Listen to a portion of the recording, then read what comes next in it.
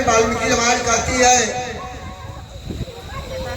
राजा दशरथ के रथ का एक चक्के का डोरा जो है टूट गया। लड़की बहुत बहादुर थी कैकेयी नरेश की। वह अपने मुख में रथ के लगाम को पकड़ लिया और दाहिना हाथ इस तरह से झुक करके और उस रथ के पहिए में डाल दिया। उसके हाथ पर जो है पहिया नाच रहा है। नाचते नाचते नाचते जब रावण की सेना परास्त होकर लंका चली गई, वह लड़की मूर्छित होकर के उसी युद्ध भूमि में जमीन पर गिर पड़ी। मोर्चा खुला तो राजा ने जब देखा कि ये तो लड़की है,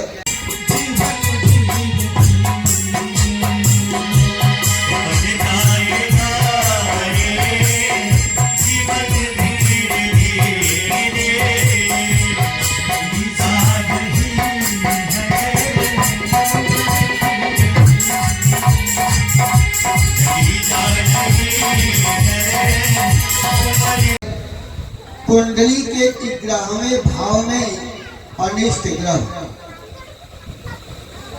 अनिष्ट ग्रह यानी पाप ग्रह, राहु, केतु, शनि, मंगल, यदि ये 4 ग्रह 10वें से 11वें भाव में जो ही प्रवेश करेंगे, उस व्यक्ति की मृत्यु निश्चित हो जाती है।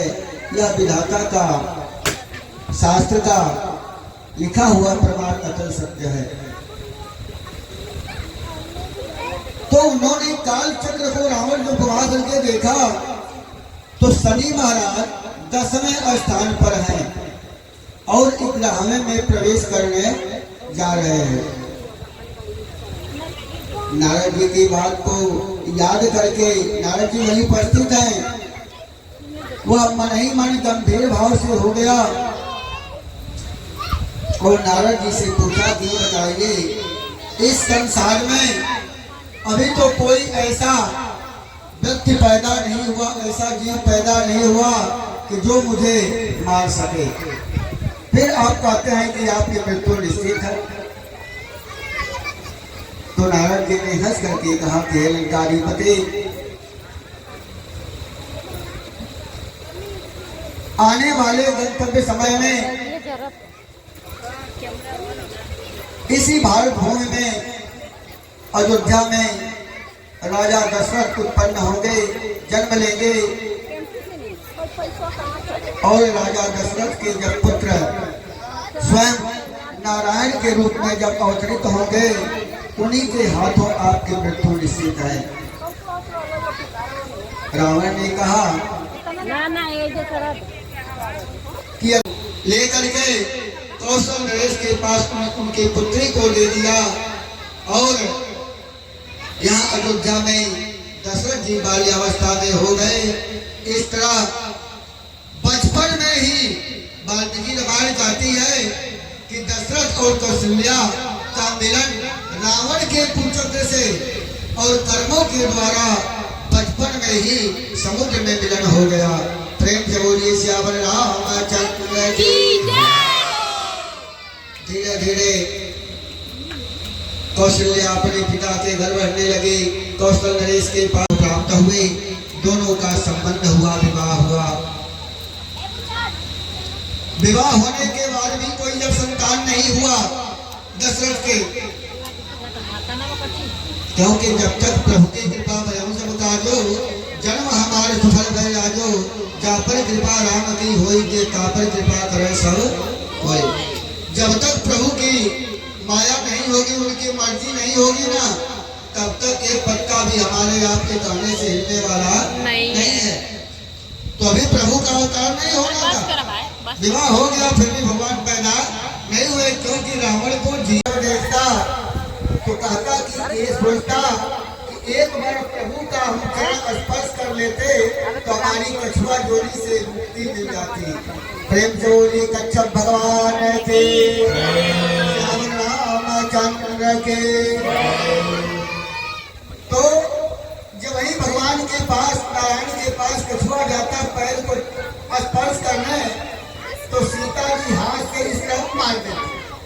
कछुआ बेचारा छोटा जी हाथ पानी में दूसरे तरफ जाएगा, तब सोचता है कि चलिए पैर की तरफ न चले, प्रभु के मुख की तरफ चले, कम से कम मुख का ही दर्शन हो जाए। और जब मुख की तरफ नारायण जी जाते तो शेषनाग फुटकारी मार करके भगा देते। कछुआ बेचारा बड़ा परेशान हो गया, पैर कर जाए तो लक्ष्मी जी भगाती, अगर प्रभु का दर्शन करने जाता तो शेषनाग फुटकारी मार कर भगाते। तो भगवान ने उस कच्छप को वरदान दिया कि इस जन्म में तो मैं आपको दर्शन नहीं कर पा रहा हूं, क्यों? अपनी पत्नी और शेषावतार विष्णु के साथ।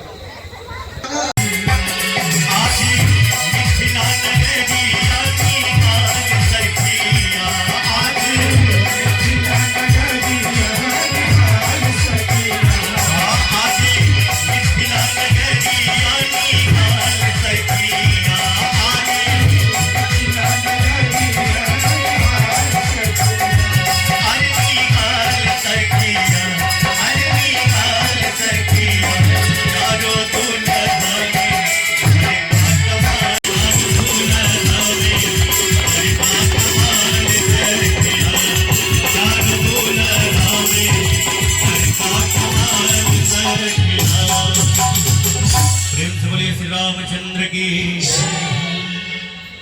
जय श्री सीताराम। राधे राधे।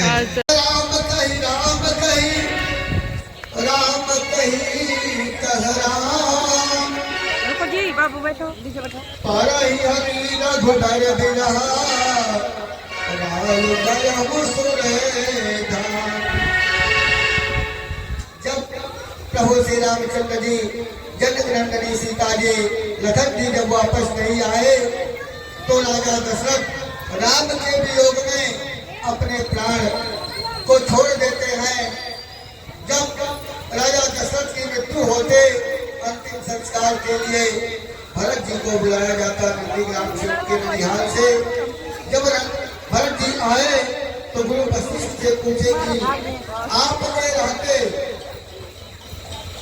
गुरु वशिष्ठ पंडित से ज्ञानी, इस संसार में वशिष्ठ से ज्यादा विद्वान आज तक ज्ञानी महात्मा कोई नहीं हुआ, जो कि आज भी अमर हैं इस धरा पर। वशिष्ठ जी आज भी चिरंजीवी है, धरा पर जीवित हैं।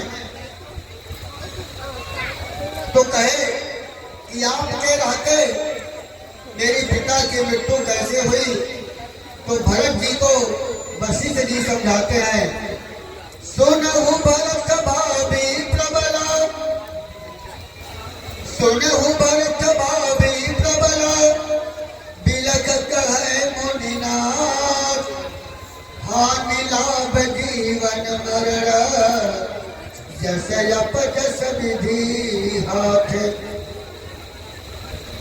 के भरत जी,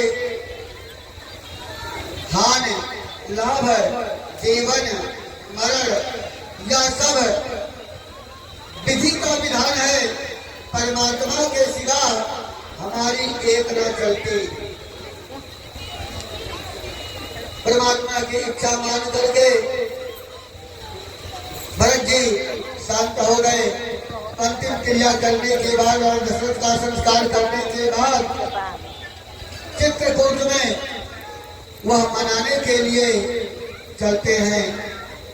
तो मनाने के लिए ये बताइए, बहुत यहाँ विद्वान जन बैठे होंगे कि भरत जी राम को मनाने के लिए जब चले तो उनके साथ कितने लोग चले हैं?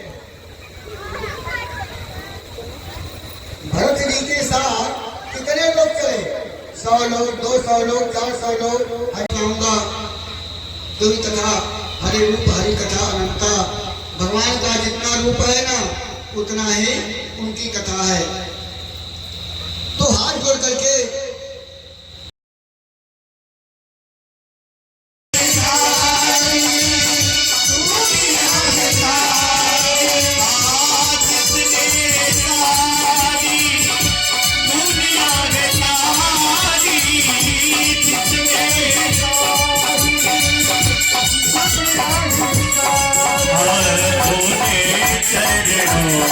है